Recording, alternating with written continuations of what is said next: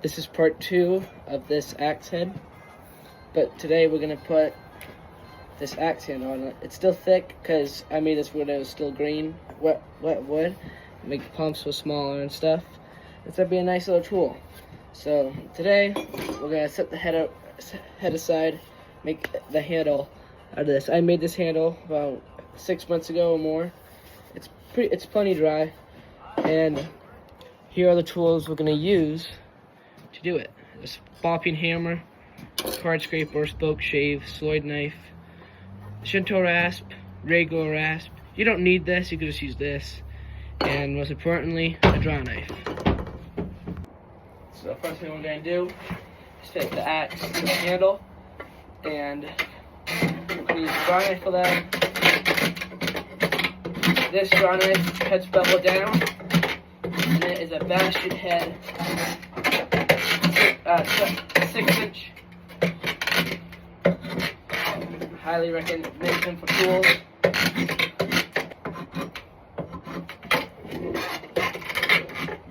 And you can see it's pretty ugly right now. I mean, I'm not gonna leave it like that. This is just for the tip to fit the axe side.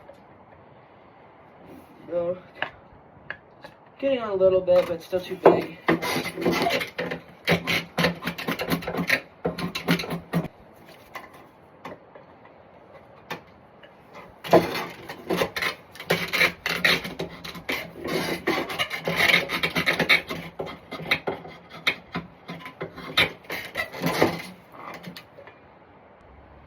So now we're on.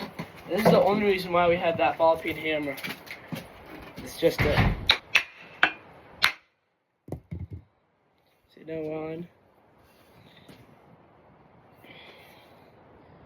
We're on straight too. Well, don't really matter right now, but we're on straight. That's good. So now we're just gonna do the process of rinse and repeat. Just keep cutting some more material, taking it off, cutting more material, taking it. Our next text fit since the last you saw.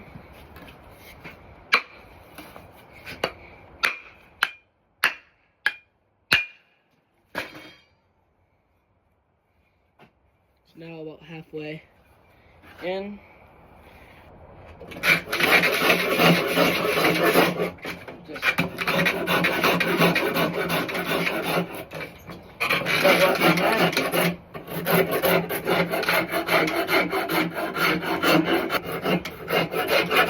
Just like that.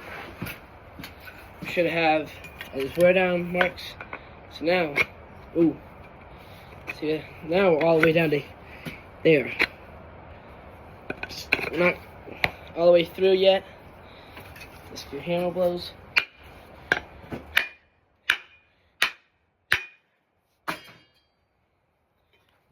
Just peeking through. We're gonna have these sink down a lot more. Take this shoulder down. Another test fit.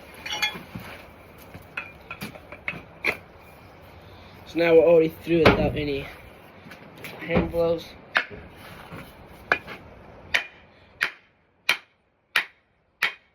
Ouch. So now all the way through.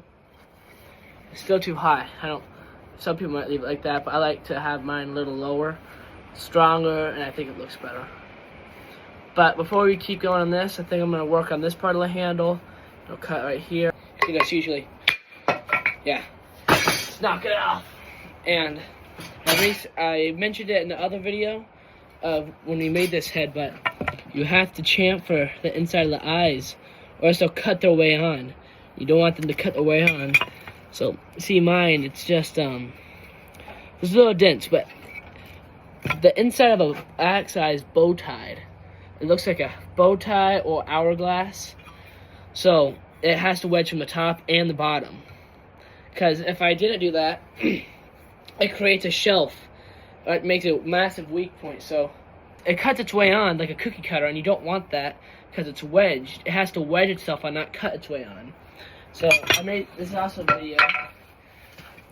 See how there's no, it's just wedged. There's no cut, there's no dent in this axe. It's just a flat. You can't even see where it was at. You have to either any way you can. You have to cut. round off the inside of the side. So yeah, now we're gonna work on the handle because it has some tear out here. It's blocky. It's pretty blocky. It's pretty big for a hatchet handle. So bring it to the jaw horse. So now we're just gonna cut off that big palm swell. Looks looking better. So now I'm gonna take the Shinto rasp, probably my favorite rasp ever. It's a whole bunch of saws and a cross section. There you go. And it just rips through wood, in grain, straight grain, anything. Terry wood, farrier's rasp. It's meant for animal hooves, but they have a smooth and a coarse side usually, and they work really good on wood. I mean, yeah. It's insane. And this one also has a smooth side. And then you can go on to sanding. So I'm just going to work on this, make it thinner and rounder. And then I'll move on to this. We sand out the handle quite a bit. Take down that palm swell. So now it fits better on the hand. And we worked on this part just a little bit. But now we're pretty far down without any strikes from the hammer.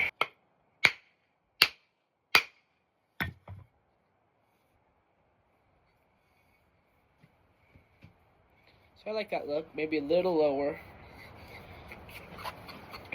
One of the smaller ones. Here's my other one. My favorite. Carving and stuff. But this isn't supposed to be that big, you know? It's for a smaller, maybe more relaxed person that doesn't. I mean, that's just for like really heavy stock. This is for, you know, spoon carving or carrying at camp or anything like that. So I'm gonna take card scraper and smooth out the handle, just like this.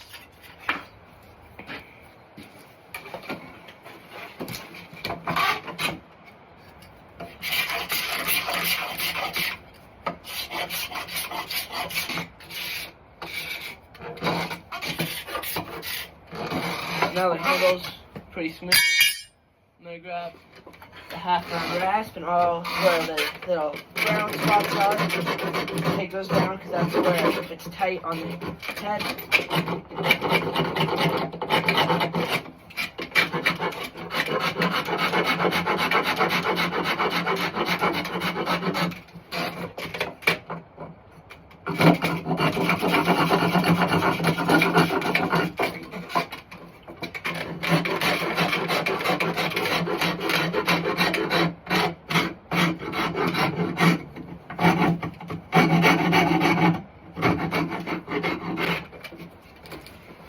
Now, oh, tripping up with my dog.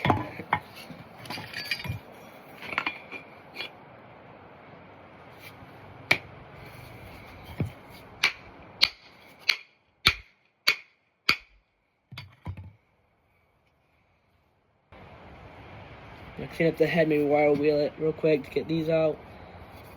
And it's still really square right here. Okay, take care of that. Did I do that? Oh. This half-round rasp. From the card scraper. That's honesty. So, and we worked on this part a little bit, so like that fits on.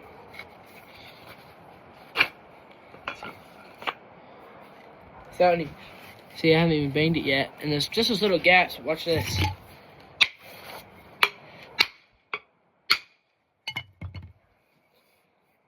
No gaps. And this does have gaps, but that's what a wedge is meant for, you know. And this, and I was talking about no curls, right? No matter how many times I hit this thing, well, this thing will not want to get loose. I mean,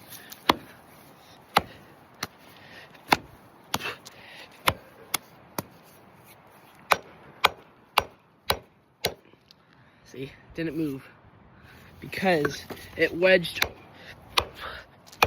itself on to the bottom because it's shaped like a bow tie. So it didn't move at all. And I'm hitting it as hard as I can. Didn't move, see?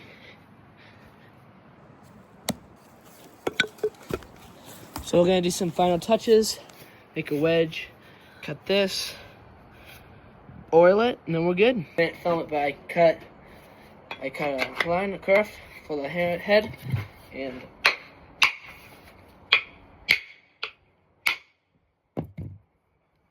so we're gonna wedge it now. Looking pretty good. So now we're gonna make a wedge.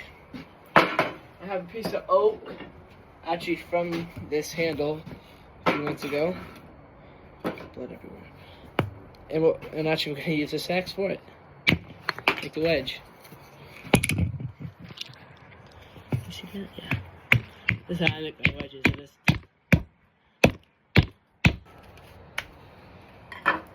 So now,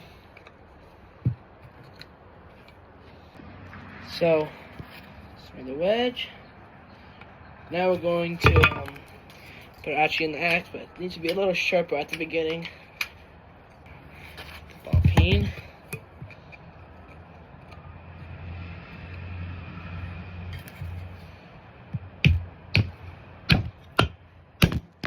Use this axe and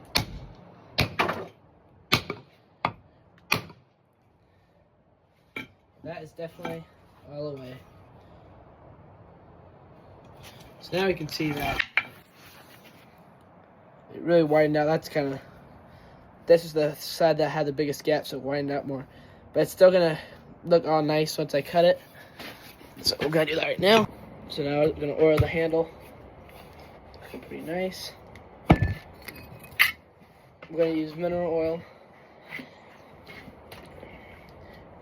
I like mineral oil because, well, I've always used mineral oil, but Danish oil is good. Linseed oil, I like raw linseed oil is better than boiled because it gets into the wood better. And boiled linseed oil here is bad for your hands, bad for the skin too, and stuff. It has more ingredients and all that. But Danish oil, tung oil is good, I heard. And then after a few days of use, I will beeswax the handle. Looking pretty good though.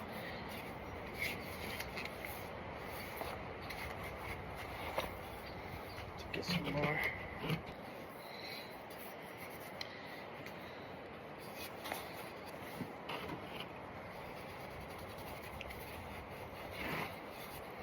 So, thanks for watching. Make sure to check out my other videos.